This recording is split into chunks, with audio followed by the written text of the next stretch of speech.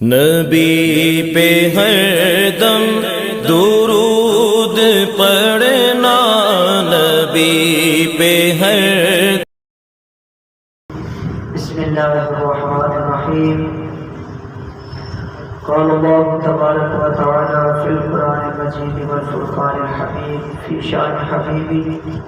ان اللہ وملائکتہ یصلون علی النبی یا ایہا الذین آمنوا صلوا علیہ وسلموا تسلیما۔ اللہم لبیک یا ربی وسعدیک، اللہم صل علی سیدنا و مولانا محمد وعلی آل سیدنا و مولانا محمد وبارک وسلم۔ نہایت ہی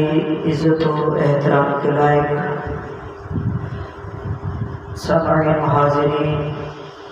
بالخصوص محترم جناب حافظ اعجاز صاحب، محترم جناب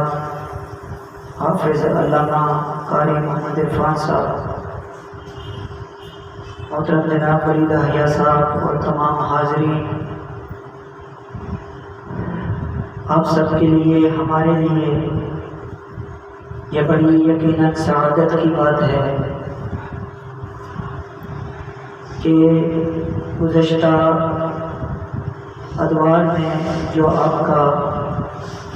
ہفتہ وار یہ تربیتی نشست یا ایک چھوٹی سی بزم ہوا کرتی تھی، کچھ وجوہات کی بنا پر اس کو بریک ہوا، اور ابھی آپ تمام احباب کی کوششوں سے الحمدللہ یہ سلسلہ ایک مرتبہ پھر جاری و ساری ہو گیا۔ تو اس کے لیے آپ تمام احباب جنہوں نے بھی اس درس قرآن کے لیے کوششیں کی ہیں، اللہ تبارک و تعالیٰ آپ کی کوششوں کو اپنی بارگاہ میں قبول مقبول منظور فرمائے۔ حافظ صاحب نے مجھے بتایا کہ ہمارا جو درس قرآن چل رہا تھا، پہلا پارہ چل رہا تھا، اور اس میں 2 رکوع ہمارے کمپلیٹ ہو چکے تھے، تو ہم آج تیسرے رکوع سے آغاز کرتے ہیں، سورہ بقرہ کے تیسرے رکوع سے آغاز کرتے ہیں جو پہلا پارہ ہے۔ ارشاد باری تعالیٰ ہے، اللہ تبارک و تعالیٰ اپنی لارب کتاب میں ارشاد فرماتے ہیں کہ یا ایھا الناس اعبدوا ربکم الذی خلقکم والذین من قبلکم لعلکم تتقون۔ سب سے پہلے اس آیہ مقدسہ کا ترجمہ سماعت فرما لیجیے۔ سادہ اور آسان ترجمہ اس آیت کا یہ ہے کہ یا ایھا الناس، اے لوگوں، اعبدوا ربکم، اپنے رب کی عبادت کرو، الذی خلقکم، وہ رب جس نے تمہیں پیدا کیا، والذین من قبلکم، اور وہ ذات و برکت جس نے تم سے پہلوں کو بھی پیدا کیا، لعلکم تتقون، اس امید پر کہ تم پرہیزگار ہو جائے۔ تو یہ جو قرآن کریم کی آیت مقدسہ ہے، اللہ تبارک و تعالیٰ نے اس آیت کے آغاز میں فرمایا یا ایھا الناس، اے لوگوں۔ تو آپ اس ترجمے سے یہ بات سمجھ گئے ہوں گے کہ قرآن کریم کا یہ جو انداز خطاب ہے یہ عام انداز ہے، یہاں پر کسی کو خاص نہیں کیا گیا۔ جیسے فرمایا یا ایھا الناس، اے لوگوں۔ بعض مفسرین نے یہ بھی فرمایا ہے کہ قرآن کریم کا یہ جو انداز ہے یا ایھا الناس، اس سے مراد اہل مکہ ہے، اور جہاں جہاں قرآن کریم میں یا ایھا الذین آمنوا کے الفاظ آئے ہیں اس سے مراد اہل مدینہ ہے۔ لیکن باہر کے یہ جو انداز ہے یا یہ جو حکم ہے، یہ جو الفاظ ہیں یا ایھا الناس کے الفاظ ہیں، یہ عمومی الفاظ ہیں۔ آپ اگر تھوڑا سا پیچھے آپ کو یاد ہو تو آپ کو بتایا گیا ہوگا کہ قرآن مجید کی ابتدا میں یعنی کہ سورہ بقرہ کی ابتدا کے اندر مومنین کا ذکر تھا، مومنین کا ذکر تھا، جس مومنین کی صفات آپ نے پڑھی، مختلف صفات پڑھی، جن میں سے کہ الذین یؤمنون بالغیب ویقیمون الصلاۃ ومما رزقناہم ينفقون، کہ اللہ تبارک و تعالیٰ کے جو نیک بندے ہیں وہ غیب پر ایمان رکھتے ہیں، ویقیمون الصلاۃ اور نماز کو قائم کرتے ہیں، ومما رزقناہم ينفقون اور اللہ کے دیے ہوئے میں سے خرچ کرتے ہیں۔ اس طرح کی دیگر صفات بھی تھی۔ تو شروع میں مومنین کا ذکر کیا گیا، پھر تھوڑا سا آگے کفار کا ذکر ہوا، جن کو اللہ تبارک و تعالیٰ نے جس کا ذکر ان الفاظ کے ساتھ فرمایا کہ ان الذین کفروا سواء علیہم۔ تو ان آیات کے اندر اللہ تبارک و تعالیٰ نے کفار کا ذکر کیا۔ تھوڑا سا آگے چلے تو اللہ تبارک و تعالیٰ نے فرمایا وَمِنَ النَّاسِ مَن يَقُولُ آمَنَّا بِاللَّهِ۔ تو ان آیات کے اندر کم و بیش یہ پورا رکوع جو ہے اس کے اندر اللہ تبارک و تعالیٰ نے منافقین کا ذکر فرمایا۔ تو آپ کو یہ پتہ چلا کہ قرآن کریم کا جو اسلوب اور جو طریقہ کار ہے وہ یہ ہے کہ سب سے پہلے مومنین کا ذکر ہوا، اس کے بعد کفار کا ذکر کیا گیا، پھر منافقین کا ذکر کیا گیا، اور اب جو خطاب دیا جا رہا ہے یا ایھا الناس کے الفاظ سے، تو یا ایھا الناس کے الفاظ کے اندر مومنین بھی شامل ہیں، کفار بھی شامل ہیں اور منافقین بھی شامل ہیں۔ تو اس لیے میں نے کہا کہ یہ عمومی خطاب ہے، یہ ہر کسی کو خطاب کیا جا رہا ہے کہ اے لوگوں اللہ تبارک و تعالیٰ کی عبادت کرو۔ اچھا آگے فرمایا اعبدوا ربکم۔ اگر آپ اس کو عربی گرامر کے لحاظ سے دیکھتے ہیں تو یہ فعل امر کہلاتا ہے، اعبدوا یہ فعل امر کہلاتا ہے، اور فعل امر کا مطلب یہ ہوتا ہے کہ جب آپ کسی کو کسی بات کا حکم دیتے ہیں تو اس کو کہا جاتا ہے عربی گرامر کے اندر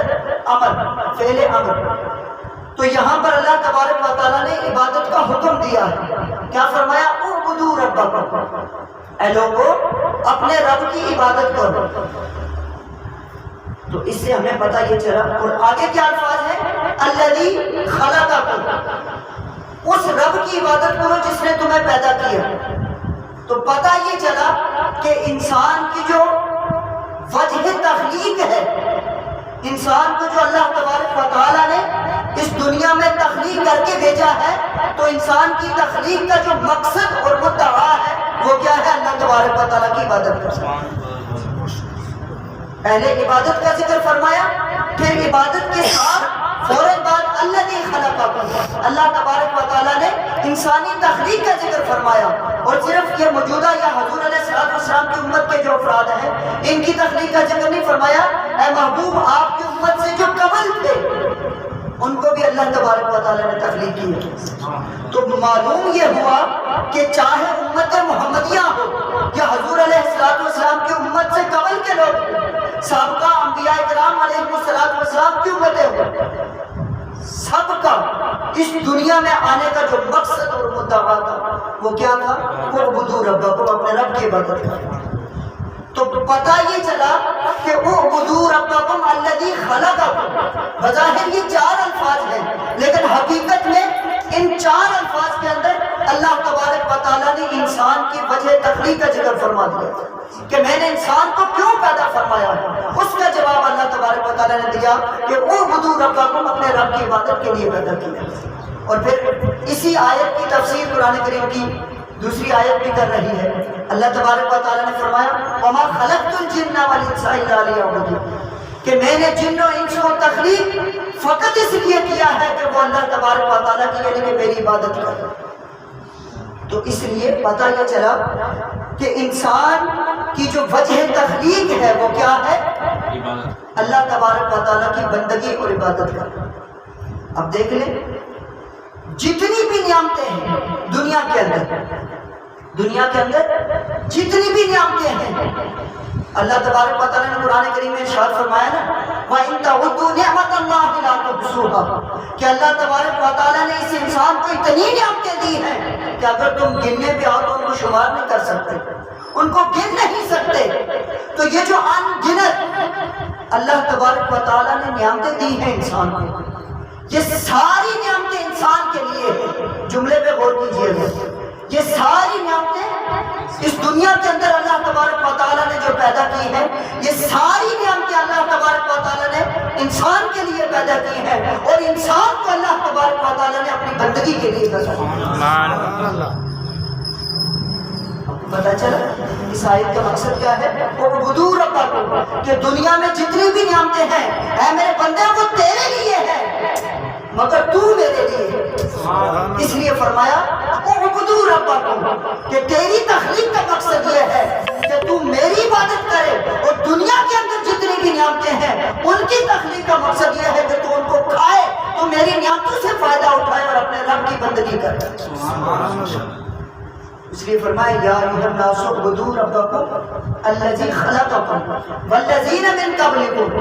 امت محمدیہ کی تخلیق کی وجہ بھی بتائی، اور والذین من قبلکم کے الفاظ سے جو سابقین امتیں تھیں ان کی بھی وجہ تخلیق کو اس آیت کے اندر بیان کر دیا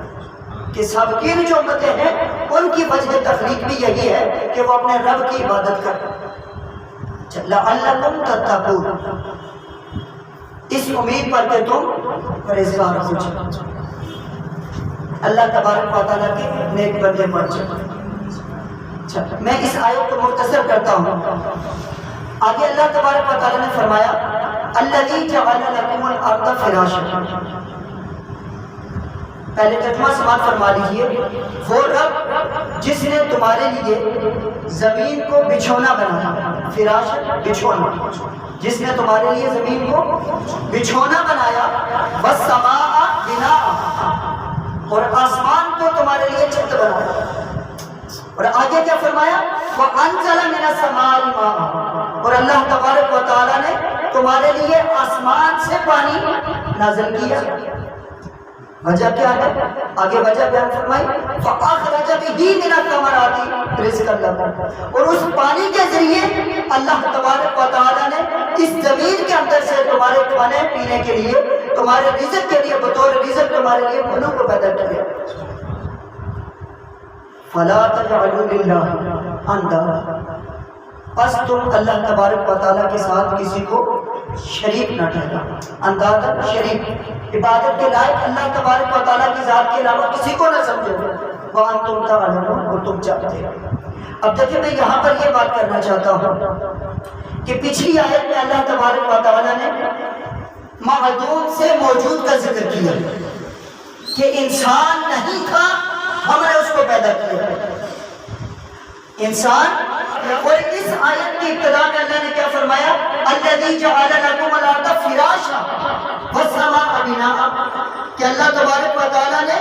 اس زمین کو تمہارے لیے بچھونا بنایا ہے اور آسمان کو تمہارے لیے چھت بنایا ہے۔ تو پتہ یہ چلا کہ پچھلی آیت کے اندر انسان کی تخلیق کا ذکر تھا، اور اس آیت کے اندر اللہ تبارک و تعالیٰ نے انسان کا جو زندگی گزارنے کا جو طرز اور طریقہ ہے، جو آپ سمجھ لیں کہ اللہ تبارک و تعالیٰ انسان کے جو معاش ذریعے جو معاش ہے اس کو بیان کیا ہے کہ ہم نے پہلی آیت میں یہ فرمایا کہ ہم نے انسان کو تخلیق کیا، اور اس آیت میں کیا فرمایا کہ اسباب معیشت پیدا کر دی انسان کے لیے۔ پہلی آیت میں تخلیق کا ذکر ہو گیا، اور اس آیت کے اندر اللہ تبارک و تعالیٰ نے انسان کے اسباب معیشت کا ذکر کیا کہ ہم نے تجھے یہ اسباب معیشت دیے کہ زمین کو تمہارے لیے بچھونا بنا دیا اور آسمان کو تمہارے لیے چھت بنا دیا۔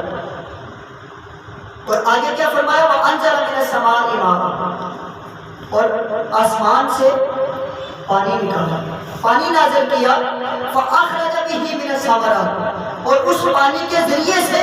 ہم نے کیا کیا پھلوں کو پیدا کیا۔ کس لیے پیدا کیا؟ رزق لکم، تمہارے کھانے پینے کے لیے۔ تو اس آیت کے اندر آپ کو یہ پتہ چلا کہ انزل من السماء ماء، یہاں پر اللہ تبارک و تعالیٰ نے دو چیزوں کا خصوصی طور پر ذکر فرمایا۔ کیا؟ ایک تو آسمان سے پانی کے نزول کا ذکر فرمایا، اور آگے کیا فرمایا فَأَخْرَجَ بِهِ مِنَ الثَّمَرَاتِ، اس پانی کے ذریعے سے زمین کے اندر سے پھل نکلتے ہیں، اور ان پھلوں کو رزق اللہ کو تم کھاتے ہو تو تمہیں جینے کا سلیقہ آتا ہے۔ اب دیکھیے اللہ تبارک و تعالیٰ کی ذات تو وہ ہے کہ اگر انما امرہ اذا اراد شیئا ان یقول لہ کن فیکون، جب وہ کسی چیز کا ارادہ فرما لے تو وہ فقط کن بھی کہے تو وہ چیز ہو جاتی ہے۔ اللہ تبارک و تعالیٰ اس چیز پر قادر تھا، قادر ہے کہ اگر وہ چاہتا تو اللہ تبارک و تعالیٰ انسان کے اسباب معیشت یا زندگی گزارنے کے جو اسباب ہیں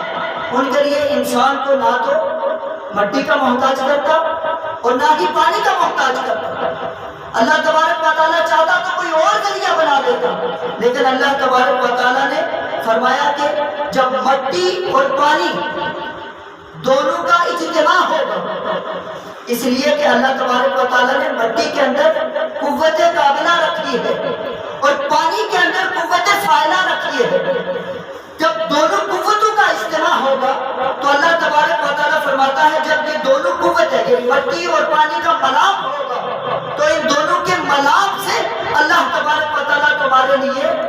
زمین سے کیا نکالے گا؟ پھل نکالے گا۔ اگر وہ چاہتا تو ان کے ملاپ کے بغیر کچھ بھی عطا کر دیتا، جس طریقے سے اللہ تبارک و تعالیٰ نے مٹی کو بھی بغیر کسی وسیلے اور ذریعے کے بنایا، پانی کو بھی بغیر کسی وسیلے اور ذریعے کے بنایا، اور اگر وہ چاہتا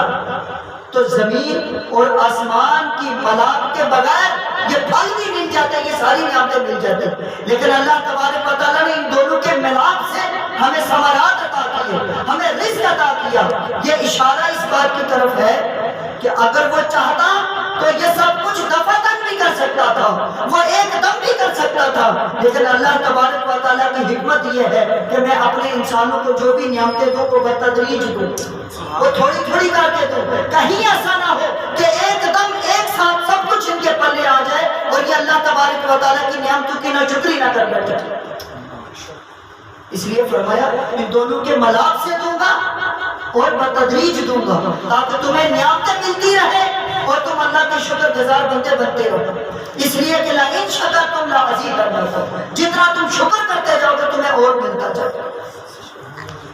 تو بات آپ کو سمجھ میں آئی ہے؟ آگے کیا فرمایا؟ فلا تجعلوا للہ اندادا، بس میں مختصر کرنا چاہتا ہوں، فلا تجعلوا للہ اندادا وانتم تعلمون۔ دیکھیں پیچھے اللہ تبارک و تعالیٰ نے فرمایا تمہیں بھی رب نے پیدا کیا، تم سے پہلو کو بھی رب نے پیدا کیا، آگے فرمایا زمین کو تمہارے لیے بچھونا بنایا، آسمان کو تمہارے لیے چھت بنایا، اور پھر آسمان سے تمہارے لیے پانی نکالا، پانی نازل کیا، فأخرج به من الثمرات، اور اس پانی کے ذریعے سے زمین کے اندر سے تمہارے لیے پھل نکالے۔ تو جب اتنے بڑے بڑے دلائل تمہارے سامنے موجود ہیں، جب اتنی بڑی بڑی چیزیں، اتنے بڑے دلائل تمہارے سامنے موجود ہیں کہ یہ جتنے بھی کام ہیں یہ کسی انسان کے بس کی بات نہیں ہے، تو جب یہ کسی انسان کے بس کی بات نہیں ہے، اور انسان کے بس کی بات ہو بھی کیسے سکتی ہے کہ انسان تو ایک مٹی کے تیل کا بنا ہوا جو چراغ ہوتا ہے وہ خود نہیں جل سکتا، تو یہ اتنی بڑی کائنات خود بخود کیسے چل سکتی ہے؟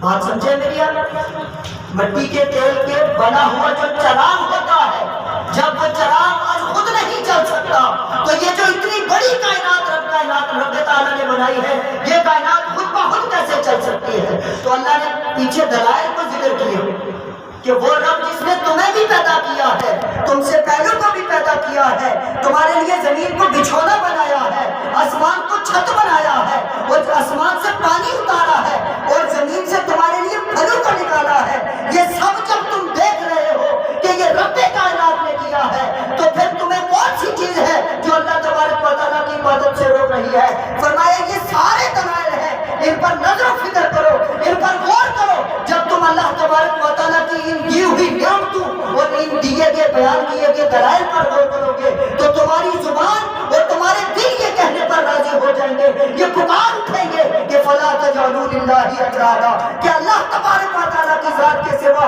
ہم کسی اور کو معبود سمجھ ہی نہیں سکتے۔ سبحان اللہ۔ تو فرمایا اگر تمہیں اللہ تبارک و تعالیٰ کی وحدانیت اور قدرت کا مظاہرہ کرنا ہے تو اس دنیا کو دیکھو کہ اس دنیا کے اندر اللہ تبارک و تعالیٰ نے کیسی کیسی نعمتیں اور کیسے کیسے دلائل رکھے ہیں تم ان پر غور و فکر کرو گے نظر و فکر کرو گے تو تمہارا دل خود بخود پکارے گا کہ فلا تجعلوا للہ اندادا، کہ اللہ تبارک و تعالیٰ کے سوا کوئی عبادت کے لائق نہیں۔ تو اس لیے اللہ نے یہاں پر حکم دیتے ہوئے فرمایا کہ فلا تجعلوا للہ اندادا۔ تو جب تم اتنے مظاہرے کر رہے ہو، اتنے دلائل دیکھ رہے ہو، تو پھر مان لو کہ اللہ تبارک و تعالیٰ کے سوا کوئی عبادت کے لائق نہیں ہے۔ وَأَنْتُمْ تَعْلَمُونَ، اور تم اس بات کو جانتے ہو۔ ان الفاظ سے بھی آپ کو یہ پتہ چل رہا ہے کہ انسان جانتا ہے مگر وہ جان کر بھی انجان بنا ہوا۔ اگر وہ اللہ تبارک و تعالیٰ کی دی ہوئی نعمتوں اور دلائل پر نظر و فکر کرے گا تو خود بخود وہ پکار اٹھے گا کہ لا تجعلوا للہ اندادا، کہ اللہ تبارک و تعالیٰ کی ذات کے سوا کوئی معبود نہیں۔ نبی پہ ہر دم درود